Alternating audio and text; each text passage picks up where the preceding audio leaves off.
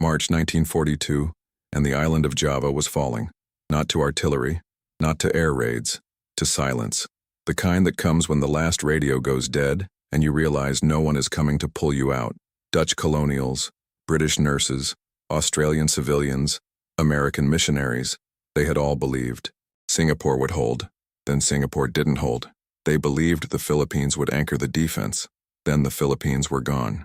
And now Java, the last stronghold in the Dutch East Indies, was collapsing under the weight of a Japanese offensive that moved faster than anyone thought possible. By the time the order came to evacuate, there were no ships left. Women and children were told to shelter in place. Nurses were told to stay with the wounded. And when the Imperial Army rolled into Batavia in early March, it rolled over a population that had nowhere to run. Within days, the occupiers began rounding up Europeans, not just soldiers, everyone, women, elderly, children, infants still nursing. They were loaded onto trucks and taken inland, away from the coast, away from witnesses, into camps that had been schools, plantations, estates, anything with walls that could be fenced. The camps were not designed to hold people. They were designed to contain them, and among those people were pregnant women. Some had been pregnant when the invasion started, others conceived in the final chaotic months before capture, when the world was ending and fear makes people hold on to whatever feels like life. The Japanese command made no provisions for maternity, no doctors, no midwives, no clean water set aside for childbirth. In the eyes of the occupiers, these prisoners were a logistical problem to be fed at minimum cost and worked until they couldn't stand. The fact that some of them were carrying children was irrelevant, but biology doesn't care about relevance. In the summer of 1942, the first babies were born inside the wire. Most of them died, not from violence, not even from neglect in the direct sense. They died because there was no infrastructure for survival. Mothers gave birth on dirt floors, on wooden planks, on beds made from rotting palm fronds. There were no bassinets, no cradles, no cribs. Infants were laid on the ground wrapped in whatever scraps of cloth could be spared, often next to their mothers who were too weak to lift them. The floors were crawling with insects, ants, centipedes, flies drawn to the filth of overcrowded latrines that leaked into the soil. Dysentery spread through contaminated water. Dengue fever spiked with every monsoon. Malaria took root in the stagnant puddles that formed between the barracks. And the heat never stopped. Java sits just south of the equator. During the wet season, the air becomes a suffocating blanket of humidity that makes it hard to breathe, hard to sleep, hard to think. Newborns, with their underdeveloped ability to regulate temperature, would overheat within hours if kept too close to a body or wrapped too tightly. But if you didn't wrap them, the mosquitoes would drain them. If you laid them on the floor to cool, they'd be bitten by ants, or worse. They'd contract infections from the dirt itself, which was soaked in human waste and untreated sewage. There was no way to win. By the end of 1942, infant mortality in the women's camps was approaching 80%. Mothers watched their children die in silence because crying too loudly drew punishment. The Japanese guards did not tolerate noise. They did not tolerate requests. When the camp medical officer, a British nurse named Vivian Bullwinkle, one of the few who had survived a massacre on Bangka Island, tried to requisite clean cloth for newborns, she was told the prisoners had enough. When she asked for boiled water to be set aside for sterilization, she was ignored. When she begged for a carpenter to build even one wooden crate that could serve as a crib, she was informed that timber was reserved for the war effort. So the women tried to improvise. They tied infants to their chests with strips torn from their own clothing. They fashioned slings from the last remnants of mosquito netting. They propped babies on rolled blankets and stood guard to keep insects away. But they couldn't stand guard forever. Eventually, exhaustion, malnutrition, or illness would force them to lie down, and the child would roll onto the floor or slip into a position where they couldn't breathe. It was not sustainable. And then a man who had never built a cradle in his life decided to try. His name was Dennis. No record survives of his last name.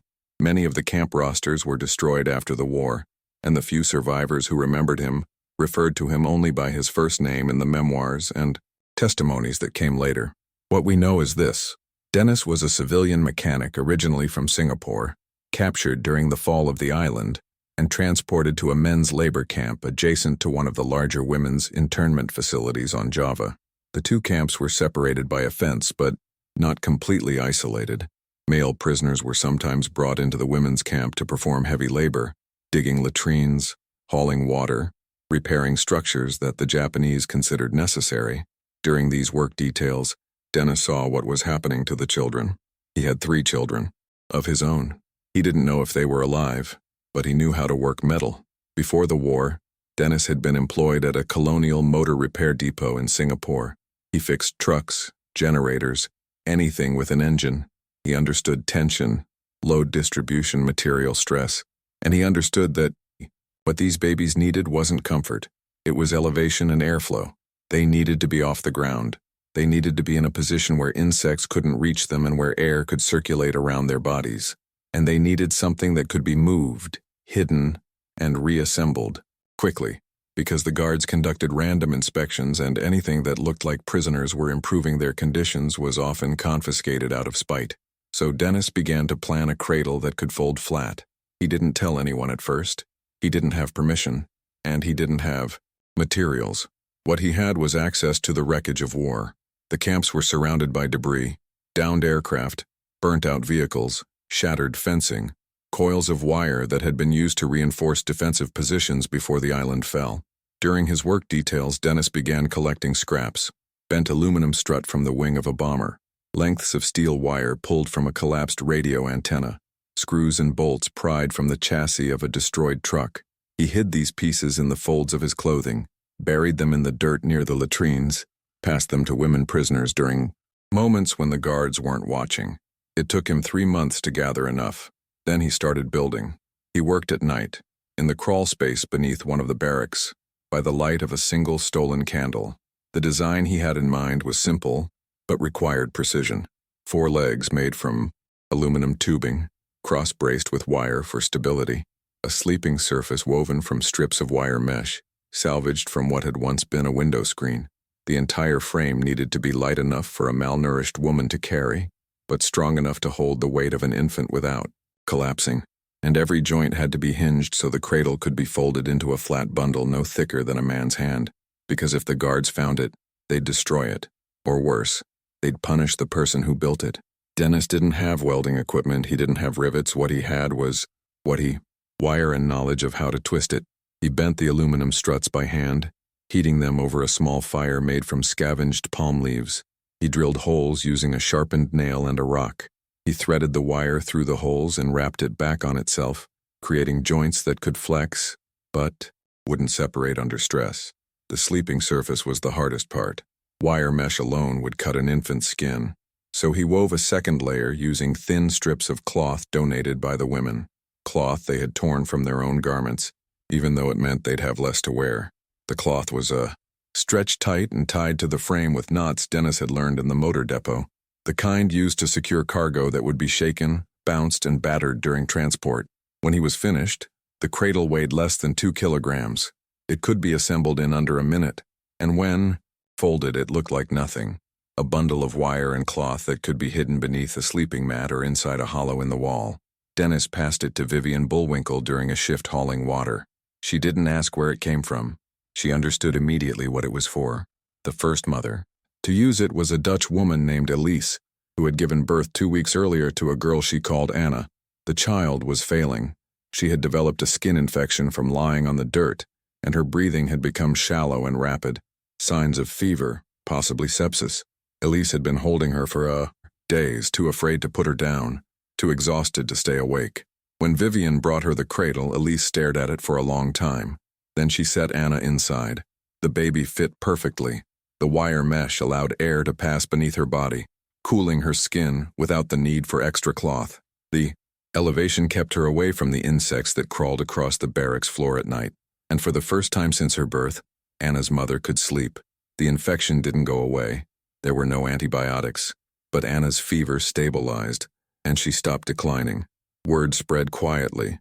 Within a month, Dennis had built 4 more cradles, then 10, then 20.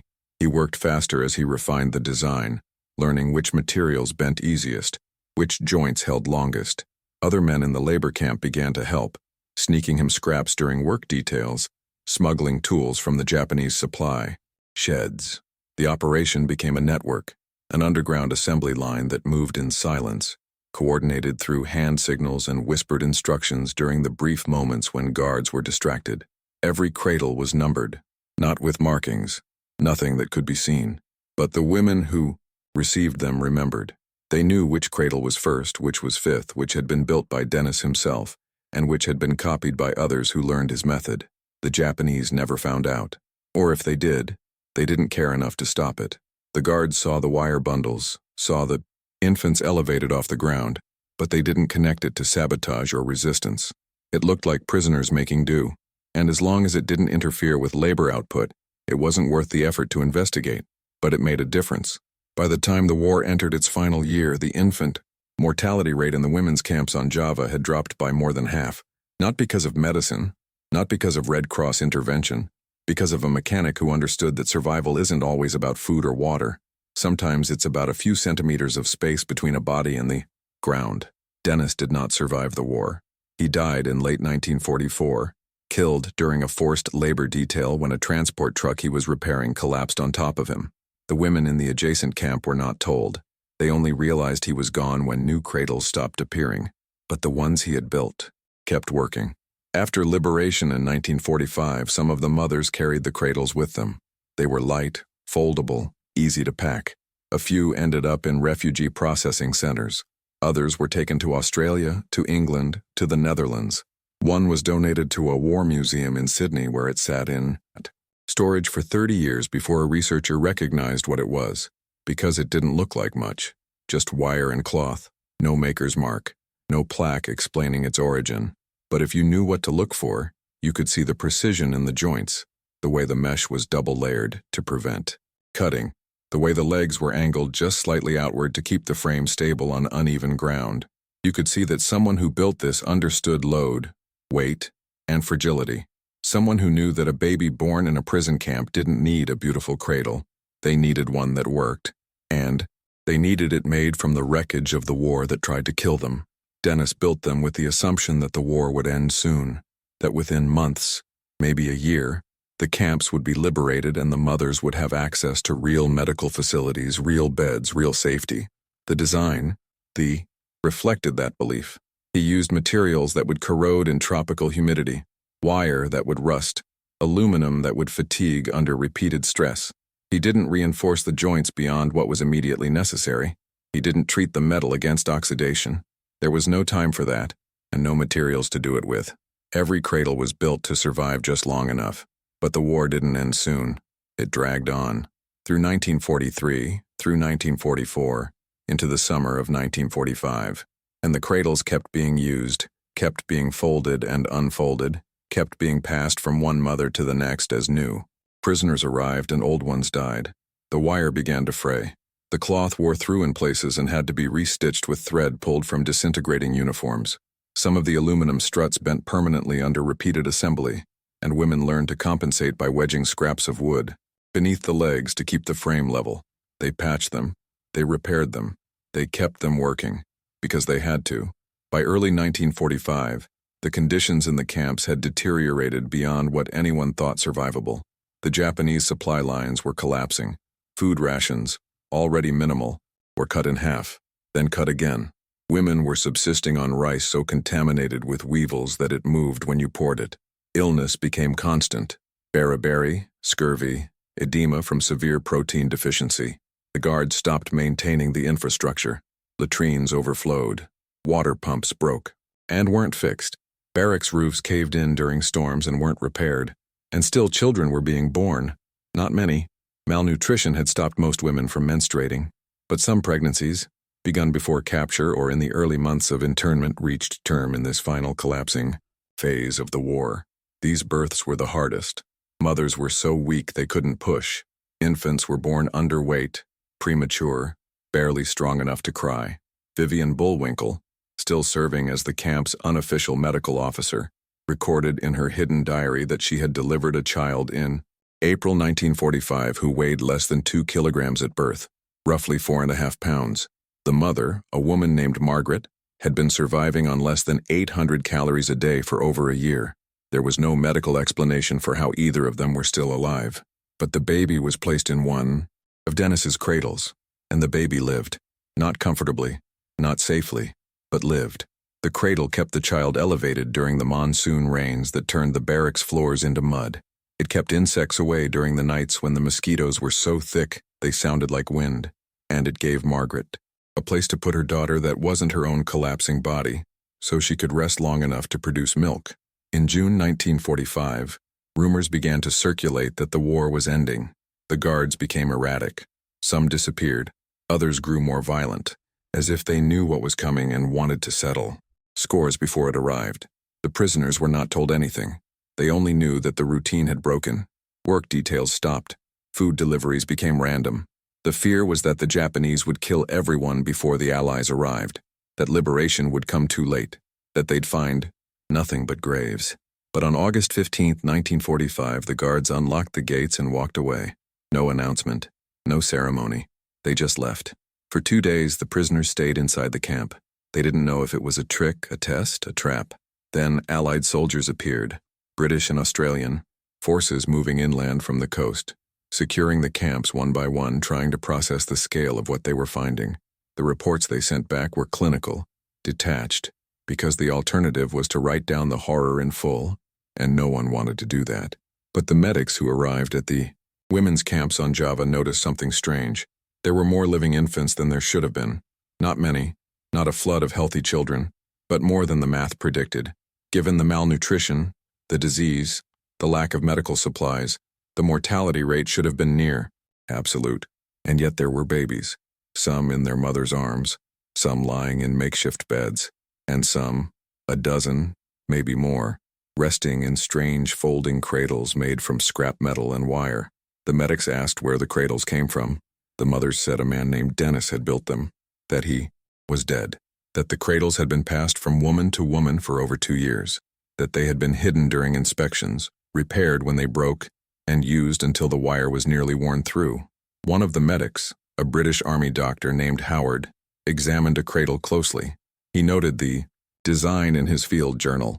He sketched the joints, the cross-bracing, the way the sleeping surface was elevated just enough to allow airflow without creating a fall risk. He wrote that it was a remarkably intelligent piece of field engineering, clearly designed by someone with mechanical knowledge. He did not write that it had saved lives because by that point in the war, medical officers had stopped using language like saved.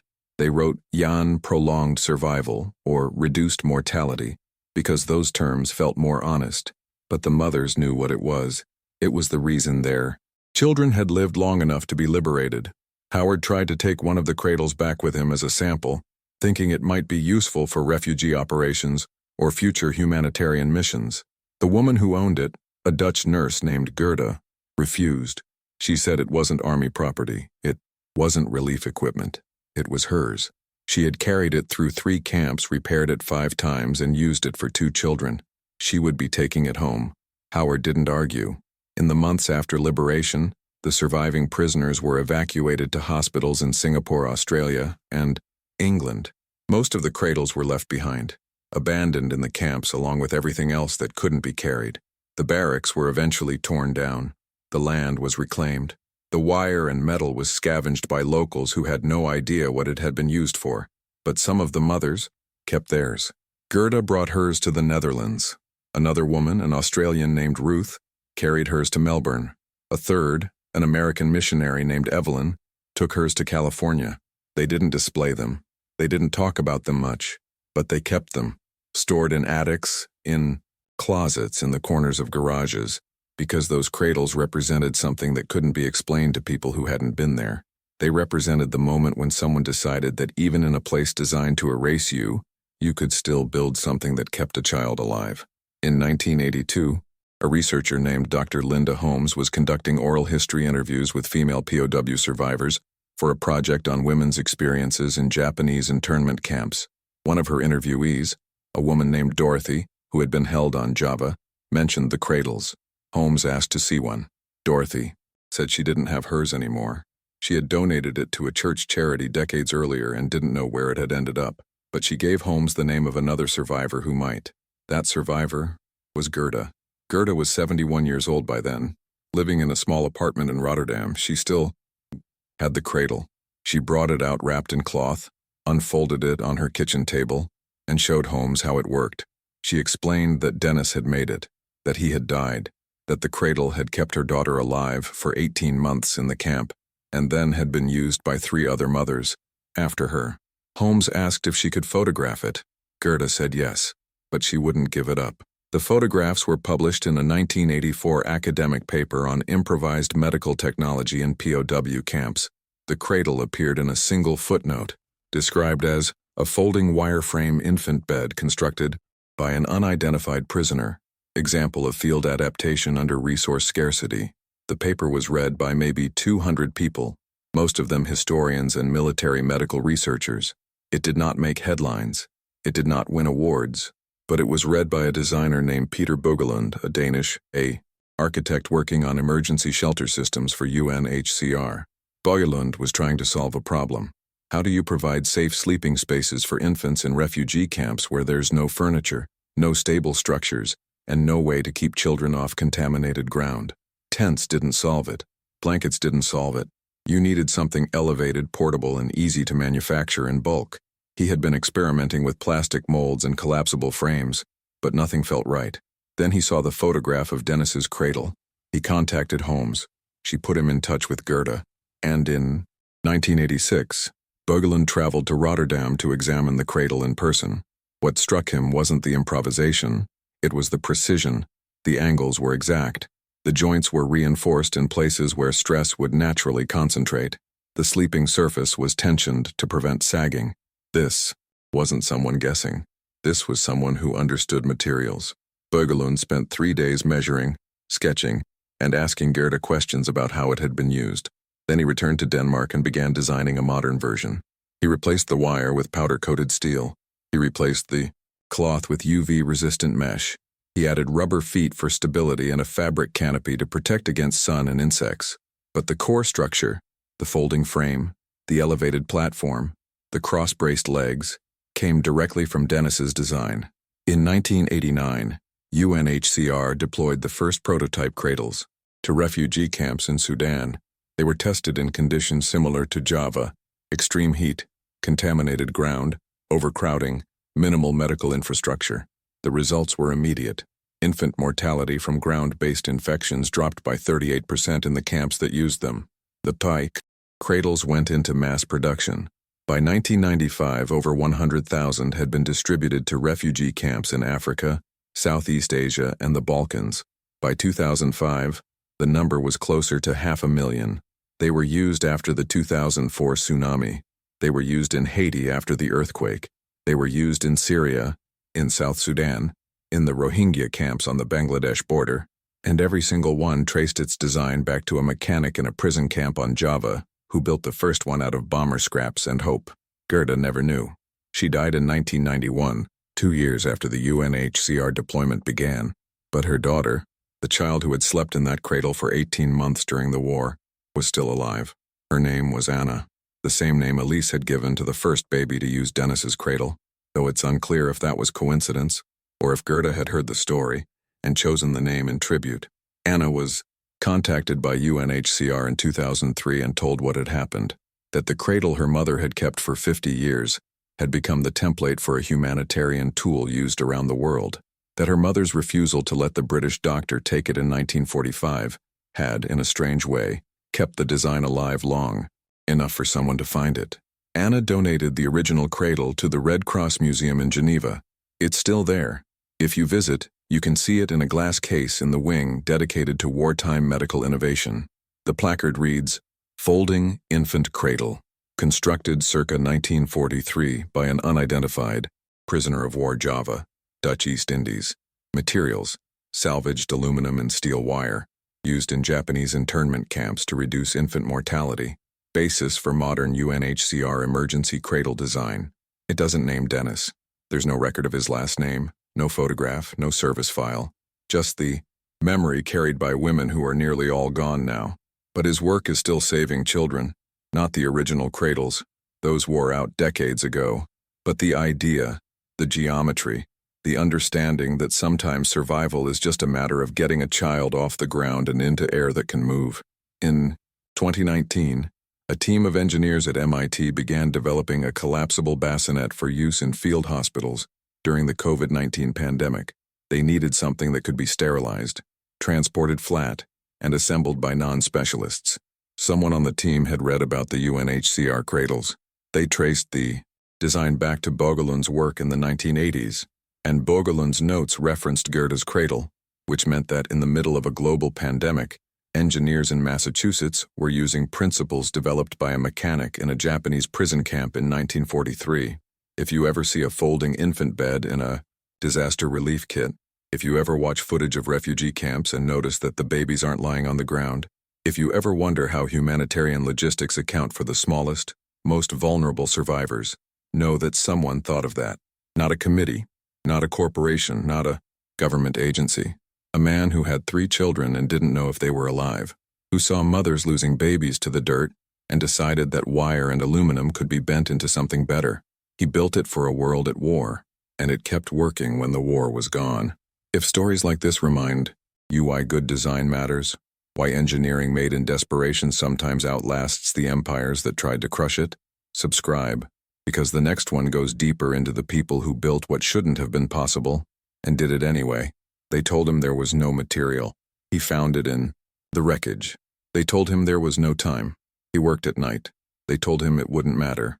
And 70 years later, a child in a tent in South Sudan sleeps 6 inches off the ground, safe from the mud and the insects, in a cradle that remembers Java.